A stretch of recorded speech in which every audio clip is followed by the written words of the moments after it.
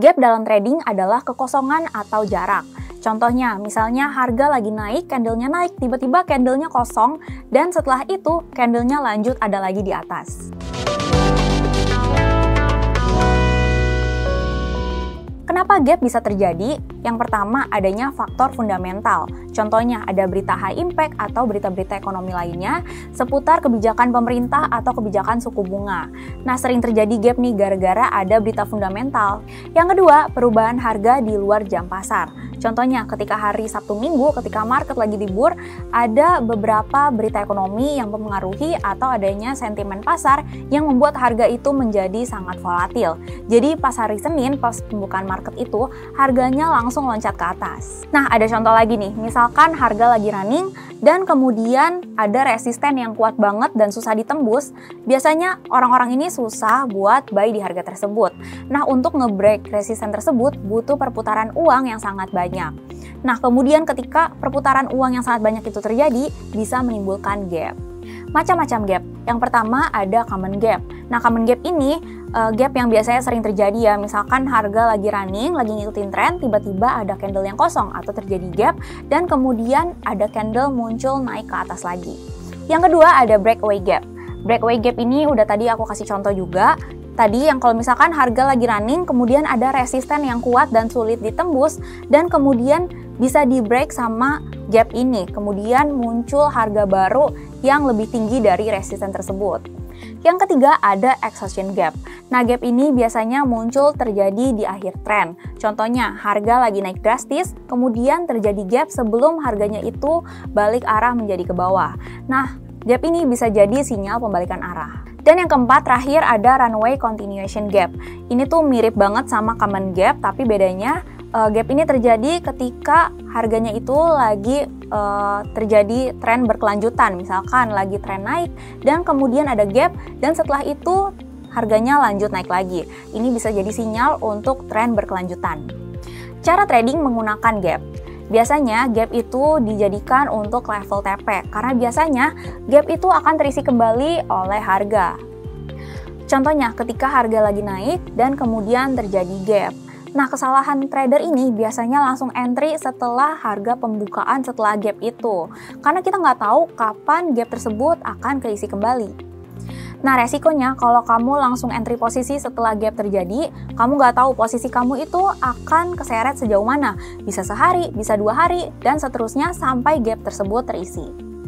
Nah, aku mau ingetin juga buat para trader, kalau kalian trading memanfaatkan gap itu bisa ada 2 dampak buat kamu.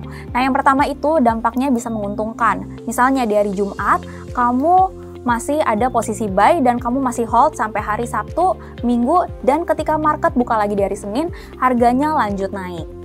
Yang kedua, ini sebaliknya nih, bisa juga merugikan buat kamu. Kalau misalkan nih hari Jumat sebelum harga penutupan kamu ada posisi sell dan kamu hold sampai hari Sabtu, Minggu ketika market libur, dan ketika market hari Senin buka, harganya itu malah naik. Karena kita nggak tahu ya di hari Sabtu, Minggu itu ada sentimen apa atau ada berita fundamental apa yang bisa mempengaruhi pergerakan market.